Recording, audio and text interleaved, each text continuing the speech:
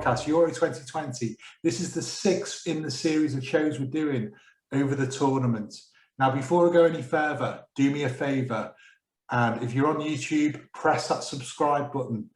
If you're listening on a podcasting platform, please press the follow button, because you'll know when our next episode goes live. You'll be the first to know.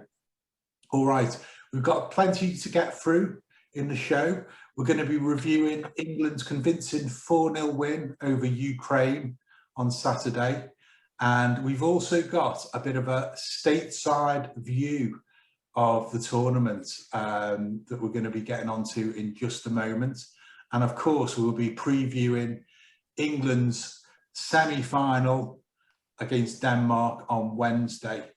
And we've got a bit of a limited crew today. I'm joined by Mike Perrin. How are you doing, Mike? Well, I'm absolutely fantastic, guy. How do you think I'm doing? You watched the game too, didn't you? It was brilliant. Yeah, so he's still coming down. He's spent the last couple of days doing a bit of a tour of the 365 Weatherspoons in Newcastle. Oh, you see, I would go along with that guy. We'll say pubs. I'm not a Weatherspoons fan. Don't like that fella, but I have drank more than my fair share in celebration. I'll concede that much. All right, good stuff. We're hopefully going to have Ben Hart joining us soon.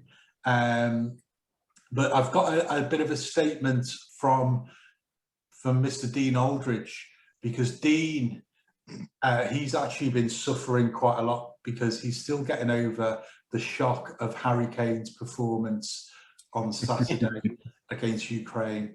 And he's got a bit of a note for us. He says, "Sorry, I can't be there today, lads. I'm just happy Harry Kane took on board everything I said about him and changed his ways. Southgate is a legend, and yep. Jordan Pickford plays all right when he's not in a shit team. See you all in a couple of days after England beat Denmark on pens." It's a bit niche, that, Chris. Stay with me. Yeah. PS up the Spain. So he's got Spain in his sweepstake. It looks like we're getting Ben Hart coming in now. Hey, isn't it, Ben? Let's hope he's got clothes on, because I know that was the reason he was going to be late. He gets specially dressed for us. How you doing, Ben? Hello, Ben. Got a t-shirt, so that's good. Hey guys, sorry, I had to get dressed. So. You did. You definitely did. You did have to get dressed. Yeah, it'd be like an 18-rated podcast otherwise. But... Can you see cups you've got there, Ben? All right. We feel honoured that you've got clothes on. Well, it's my day off, mate. So I know we're not going to close the whole day. So yeah. All right. And we've got Mike with us, and we're joined by Chris Greene from Sacramento, California, who's he's going to give us a bit of a stateside view of the Euro 2020 tournament. Yeah, so, the soccer tournament, though. Yes. Yeah. Hey, how you guys doing? Yeah. Hey, mate.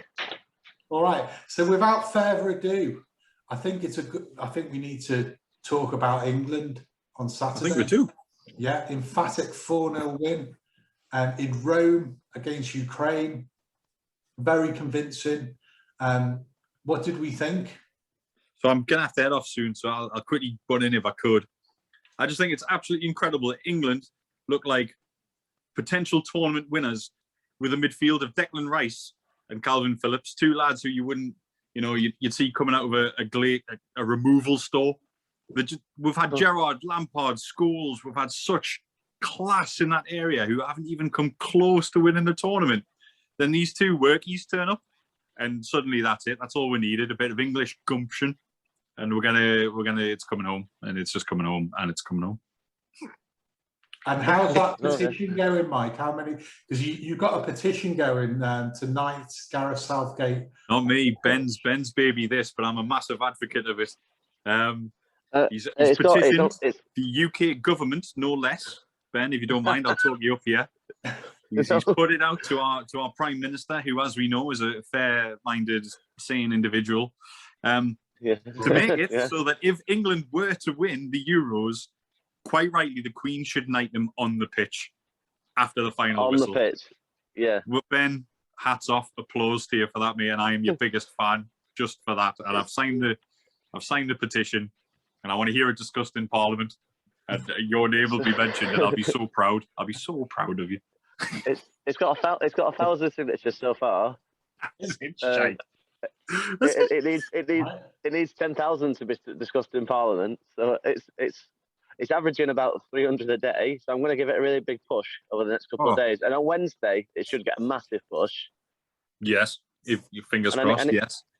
I need to contact Buckingham Palace to find out the Queen's schedule. But, see if she can fit us in. But she's free on Saturday. yeah, She's got to be free if football's coming home. Well, I don't. Yeah, do you know what I mean? As long as someone does it, I don't really care who knights him. It can be a knight of the realm anywhere. Yeah. I just wanted it to be rubbed in Italy's face and we smashed them in the final. So what did we make of the performance? I mean, I thought we didn't even get out of second gear and won 4-0. I didn't even know Harry Maguire had a second gear. Aye, well, he's got a big square forehead that when he gets on the end of a cross, it's nothing but net. That's what Harry Maguire's got. Yeah. Fantastic. Absolutely. Great performance. From the 4th minute, we're just controlled the first couple of minutes. And we've started games very well in this tournament. And it's been a case of we've been much more open at the start of the game, trying to get that first goal. And we got it within 4 minutes. And because of how we've played, I don't know about you guys, I was confident from that point out. Just 1-0 up. We haven't conceded yet still. And then to blow them away at the start of the second half. When have you ever watched a quarter-final of anything where a team's been that comfortable? Oh, yeah, we're absolutely dominant. Like I think I said in one of our earlier podcasts, like that you look like a team that's going to grow into the tournament. And like, they absolutely have. Like, they bring Jadon Sancho in, and it's like another level. Like, I think he was like, for me, he was a big difference. Like, although he didn't have an assist, it was his movement off the ball, and like we just loved. I agree, Ben. There was a passage of play which I only realised when I saw the highlights afterwards. We moved from the right to the left. It was 1-2s. We played it in, and Luke Shaw pulled it back instead of across the box. Could have been 2-0 really early on. When I watched it again, it was Jadon Sancho who played every 1-2, bringing the ball. Yeah. I couldn't believe it. It was all one player. He was fantastic.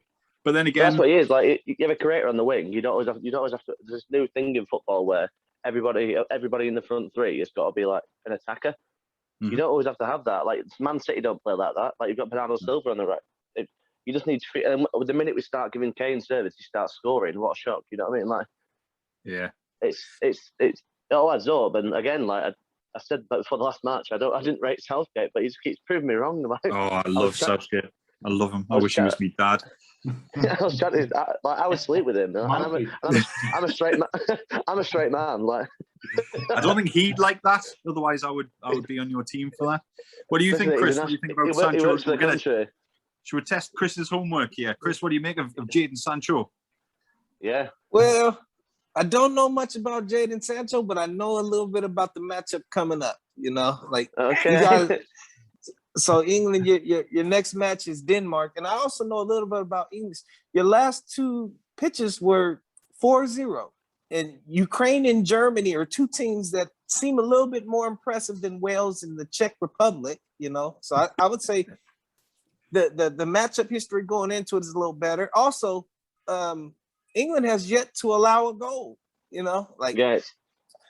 I don't know how about everybody else in the world, but you have to score a goal to win. And if you don't allow a goal, you know, you can play forever and you just will, like, even if you went to the extra time, if they can't make a goal, even if you don't make a goal, you still will not lose, you know? Hey, don't tell Guy you've got to score goals to win. He's a Tranmere Rovers fan. So. Yeah, prediction for Denmark. You know, it's going to be tight. But again, how can you back against it? 2-0 England. 2-0, and that's against your team in the sweepstake, isn't it? Oh, it is. I had a whole joke lined up about that, about how it's going to be our first semi-final since the 90s, and we started so well. And then it turned out I was talking about Denmark. But I'm too excited. Football's coming home. It's all England. How are the lads? and I'll catch you all next time. All right. It's a See you in a pleasure. bit. See you in a bit, boss. Yeah, yeah. All right. So, yeah, I think we're gonna. I think I was so drunk on Saturday. I went to a. Well, I don't want to talk about how much I drank. Like that shows how much I enjoyed the football. Like I remember screaming, and a man saying to me, "Are you all right?" That's how excited I got. Like he was worried about. He was genuinely worried about my health. I got that excited. But yeah, I don't know. I just everyone you speak to, there's a vibe going around the whole of the UK, and even people who aren't into football are getting into it because you watch that. Even like when Jordan Henderson scored, I hate Liverpool, not as a city, as a football team. Just putting out there, but keeping Liverpool. It's all right. Yeah. I don't want to get cancelled by the gigs. You know what I mean? I can't be. And I was like, yes, John Henderson scored his first goal. I was so happy for him. And it's just, and even like I always say every podcast, Jordan Pickford, like I've dogged him all year. I've been like, drop him. He's rubbish. He turns up at the tournament. He's the best keeper in the tournament. Yeah. Like by far. By far. A bit of a scare, wasn't there, in the second half when he came off his line? Yeah, but like that's the first mistake he's made. Yeah. Like, he's it's been crazy. calm, hasn't he, the whole time? Really, yeah, like you're calm, aren't you, when you watch him? Like I'm usually nervous watching Pickford, but I believe that he's going to save the shot. Like, yeah, I don't really worry if they get through. Yeah, and like Maguire, the whole team were just fantastic. Like, yeah, and we didn't start Grealish, did we? No, he didn't even get on the pitch, did he? And we were talking about starting, weren't we? Yeah, like we were like, you need Grealish to win. And turns out, no, we don't. We've got depth. Yeah, it's just unbelievable. Yeah, you should know. It's like we've got two Gazzas, haven't we? Really? We've got Grealish and Sancho. And only one of them's getting on the pitch. But they look confident. Like they look like they want to win. Like the English people are famous for being like reserved, aren't we? We're famous for being reserved and not celebrating. But like they look hungry. Like they look. That's why I always get nervous in major tournaments. All the teams want it. Like, whereas we never, like they were talking about Gerrard and Lampard. Like them sort of teams never seemed to want it. Like they never seemed really that bothered. No, I know they probably were, but this team, like you see them all on. I follow everyone on Instagram now. Like I'm the biggest hype man ever. Like I follow everybody, and they're all just loving. Like they're loving being together. They're loving and there's like a bonding in the team. There's no hatred between each other. It's like, oh, you don't play for Liverpool, you play for Manchester United. They just look like a top group of lads that deserve to win the tournament to me. Like, and Italy didn't look that good. No, when I watched them the other day, they didn't look that good. That's the first time I've watched them and thought, actually, we could beat them. Because they started off strong, didn't they? The first couple of games, and obviously we had a slow start. It's only probably the Scotland game's been our one kind of really unconvincing game. But that was always going to be that game, wasn't it? You know what I mean? That was always going to be the game. Yeah, like close rivals. Yeah, like, but you never got out of second gear. No, and kind of probably like 7, 8 out of 10 performances from everyone. Yeah, everyone. Yeah, there's not been a player where I think, oh, there's not one player I drop. Like we need to start playing like 13 players. Like, and that's a good problem to have, having too many good players. Like, yeah. And it just and they're all young as well. Like, I think is the oldest player Jordan Henderson? I think he's only like 29, isn't he? 30. He must be. Yeah, I mean, Kane must be one of the oldest as well. Yeah, I think he's 29, 28. They were saying his next move is his big move. It's like his final move. But like the World Cup's next year. I know I'm getting ahead of myself, but like one year doesn't make a difference that much to a player's career. And you've got all these amazing, like Bellingham. Like we've all forgotten about Bellingham. Like he's still sat on the bench. Yeah. I'm becoming a Euros hype man, and I'm just regretting my promise to get a tattoo at the end. I see. Yeah, I saw that. So is Dean up for it as well? Is he? Yeah. So me and Dean have agreed that if England, we agreed really early on, obviously, because England normally let us down. Yeah. So, we agreed really on to get a 3 Lions tattoo on my ass the Monday after the final. So. And I see you've been looking at booking the appointments as well. Yeah, well, we got to commit, man. We got to commit to it. So, yeah.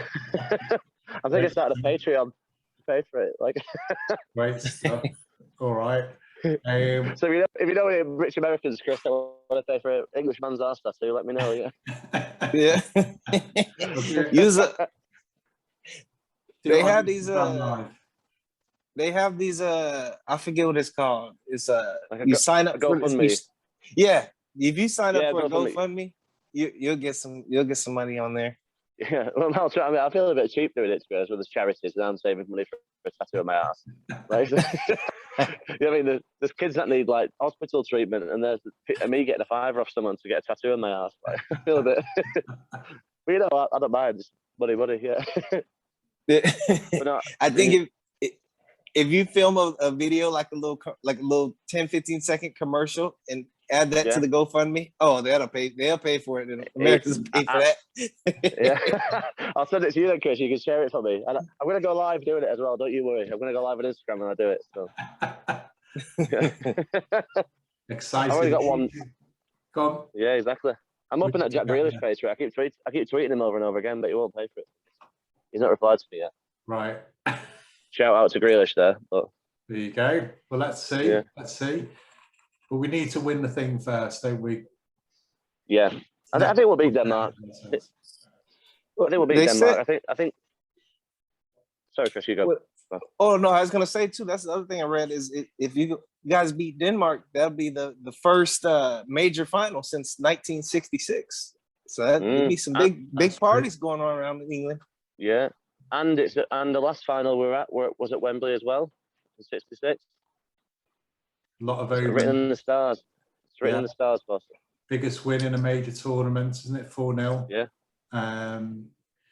Yeah, so there we go. So, prediction, Ben, for Wednesday against Denmark? So, I'm always a bit... I always predict England to concede.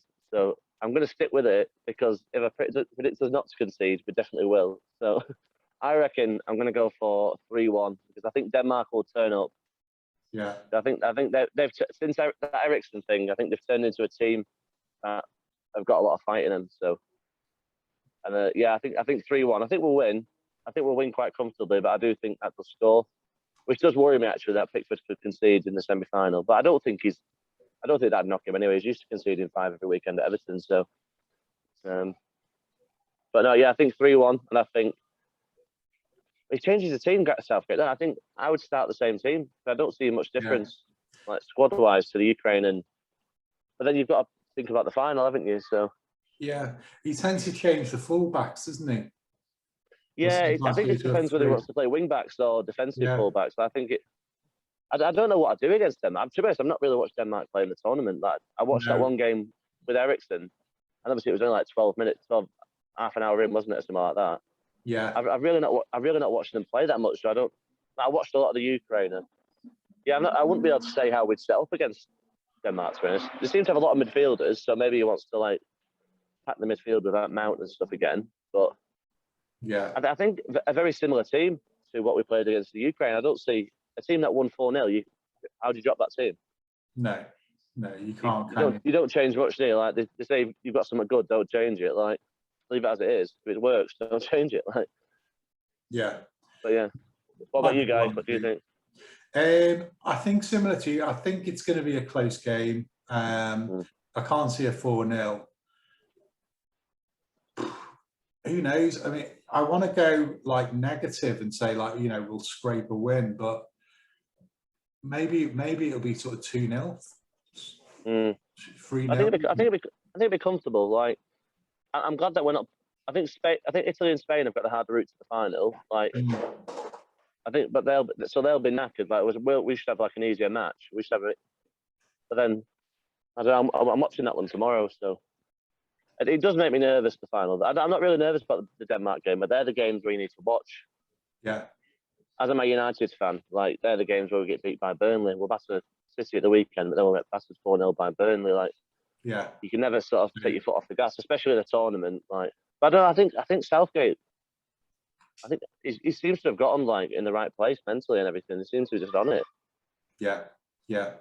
I think we'll look for it. What do you think, Chris? Well, I think I think that Denmark is running off a lot of emotion. You know, they're trying to play good for Eriksson and all that. But I would say if Denmark scores first, which I don't think will happen based on there's no goals allowed for England. But if they do, then England will win 2-1. Now, if Denmark does not score first, stepping up against better competition that England offers, I see 3-0 England. Yeah. Yeah, I like Chris can come again. I like Chris's answers. He can come again. Is it big? Is it big in the US?